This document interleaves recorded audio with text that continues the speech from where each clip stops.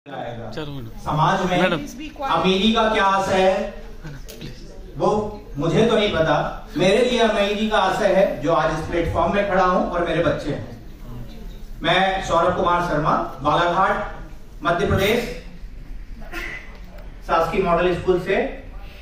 मेरी थीम जो नीपा के द्वारा दी गई, leading community partnership for school transformation, मैंने तो अपना काम भेजा था जो एक कलमबद्ध किया हुआ था। ये मेरा स्कूल है। मैं इस स्कूल के बारे में बता दूं कि इस स्कूल के साथ इसी कैंपस में एक स्कूल था, गवर्नमेंट बॉयज स्कूल, जहां पे सन 78 से लेके 83 में मेरे ग्रैंडफादर प्रिंसिपल थे।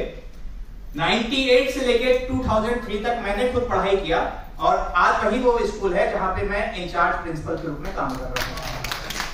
तो मौका मिला था 2003 के बाद 2014 में मुझे वहां आने का, जब model school education backward block में खुले थे पूरे भारत में। तो मॉडल स्कूल का कॉन्सेप्ट वहां आया। बिरसा जो ज्यादा कुछ नहीं, पूर्णतः ट्राइबल ब्लॉक है। पीवीटीज, बैगा और गोंड ट्राइब्स हमारे यहाँ सबसे ज्यादा हैं। भारत का सबसे ज्यादा वनों वाला राज्य मध्य प्रदेश। मध्य प्रदेश में सबसे ज्यादा वन बालाघाट और बालाघाट में सबसे ज्यादा वन बिरसा में। कान्हा नेशनल पार्क ज्यादा दूर नहीं है, 25 किलोमीटर है। ज्यादा कोई जानवर नहीं है हमारे यहाँ। टाइगर 20 किलोमीटर पहले चिल्लाते रहते हैं। आगे बढ़ते हैं। यहाँ पे आने के बाद हम लोग 2 लोग थे, 2 मीडियम था, इंग्लिश मीडियम, हिंदी मीडियम। दर संख्या 248 थी।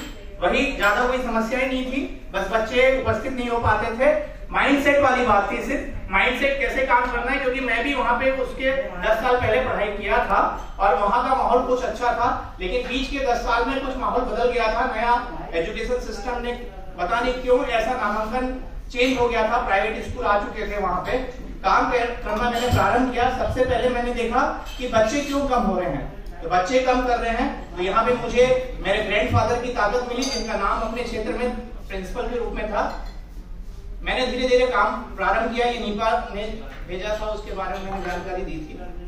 काम यहाँ से चालू हुआ 2015 में। तत्कालीन कलेक्टर महोदय के द्वारा वहां पे ऑनलाइन एक क्लास चालू की गई, गुरुवाणी। गुरुवाणी एक क्लास थी जहां पे जेईई और नीट के लिए बच्चों को ऑनलाइन तैयारी की जाती थी। मेरे स्कूल में मैथ्स और साइंस में बच्चे अच्छे थे।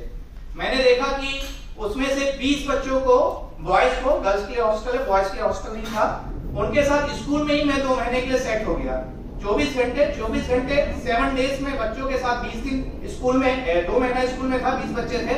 उसका सुखद परिणाम था, 6 बच्चे जेईई मेंस क्लियर करे, 1 बच्ची आईआईटी में सिलेक्ट हुई, 2 बच्ची प्री प्रायोरिटी आईआईटी में सिलेक्ट हुई। फाइनली काउंसलिंग हुई प्री प्रायोरिटी के बाद। फाइनली रिजल्ट आया तो मुझे पता चला कि उस बच्ची ने लास्ट मोमेंट पे विथड्रॉ कर लिया था काउंसलिंग से। मैंने उस बच्ची से बात किया, क्यों?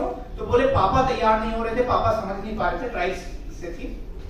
वर्तमान में वो पोस्टल में है, जॉब कर रही, कोई प्रॉब्लम नहीं। लेकिन ये समझ में आया कि मानसिक स्थिति पेरेंट्स की पहले सही करना आवश्यक है। धीरे धीरे हम आगे बढ़ते गए और सुखद परिणाम ये है कि कलेक्टर महोदय के द्वारा बड़ा अच्छा, ये तो मीडिया है जो काम कर रहा था अपना, ये बहुत अच्छा एक प्रशस्ति पत्र दे दिया उन्होंने। अब ये देखिए उसमें आदिवासी जिला बालाघाट ऐसा कुछ भी मिला, वो मिल गया। तो लगा कि कुछ ना कुछ तो करना चाहिए और मेरा ही क्षेत्र है, मेरा ही घर है। तो मैं आगे बढ़ते गया धीरे धीरे। इसके बाद और 17-18 वाली बात आई, नामांकन में काम किया हम लोगों ने। मध्य प्रदेश शासन के द्वारा रैंकिंग होती है, डीपीआई के द्वारा, लोक शिक्षण संचालनालय के द्वारा। मेरे स्कूल को A+ ग्रेडिंग मिली 2019 में, एकेडमिक में और नामांकन में। A+ ग्रेडिंग में फिर से जिले स्तर में हमको काम मिला, सम्मान मिला स्कूल को। फिर आगे बढ़े हम लोग ने, क्या करें धीरे से, गार्डनिंग वाला काम। तो नेशनल पार्क है मेरे यहाँ, हम लोग घूमते हैं, रिसोर्ट्स बहुत अच्छे हैं। तो सबसे ज्यादा मुझे ये समझ में आया कि बच्चे अट्रैक्ट कैसे होते हैं माहौल। तो आपके पास सुंदर एटमॉस्फेयर होना चाहिए, बच्चे आएंगे। तो मैंने ये कंपलसरी कर दिया कि मेरा हर बच्चा जो एडमिशन लेगा वो एक गमला लेके आएगा। पौधे तो हम लोग भी लगा सकते हैं, बहुत सारे लगाते हैं, लेकिन रिस्पॉन्सिबिलिटी जरूरी है उसकी। तो मेरे यहाँ हर एडमिशन वाले बच्चे का एक पौधा होता है और मेरे यहाँ लगभग 350 प्रजाति यहाँ है और 1200 से 1300 पौधे हैं मेरे यहाँ। और ये अलग अलग तरीके से काम होते हैं। ये छोटा सा उदाहरण मैंने बीच में डाला। आगे बढ़े हम लोग, स्वच्छ भारत, समृद्ध भारत, अलग अलग चीज। उसके बाद योगा, ये बहुत धीरे धीरे चलता रहा, स्टाफ ने अपना काम किया। फिर हम लोगों ने 100% रिजल्ट आया था, एक बच्ची 97.6 और मेरे साथ मेरे दोस्त लोग हैं जो बाहर अच्छी अच्छी जगह पे पहुंच चुके हैं। मैं नहीं पहुंच पाया, बालाघाट से ज्यादा आगे मेरी पढ़ाई नहीं हो पाई और नौकरी भी वहीं मिल गई तो वहीं काम करने लगा।